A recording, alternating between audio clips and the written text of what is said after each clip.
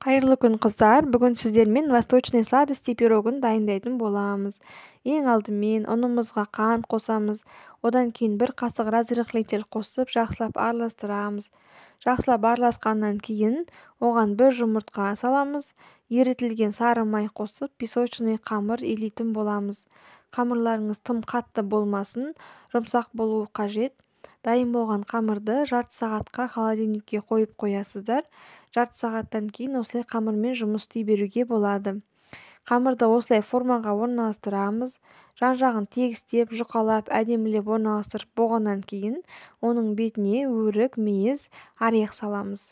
Үйдегі бар дәндерді қолдана берсеңіздер болады. Осылай пирогтың бетіне орналастырып болғаннан кейін оған сгущенка құямыз. Бір банка сгущенка көп болып кетеді. Пирог тым тәтті болып кетеді. Сол себептен орта банканы құйсаңыздар жетеді. Осылай сгущенканы құйып болғаннан кейін қызып тұрған пешке 30 минутқа салып аламыз. Біздің пирогымыз дайын болды. Енді бұның суығанын күтеміз. Суығаннан кейін формадан аласыздар. Осындай болып шығады пирогтарыңыз. Өте дәмді қыздар. Тестосы жұмсақ болып тұрады. Қонақ келгенде столға қоюға өте керемет пирогтардың бірі. Жасап көріңіздер.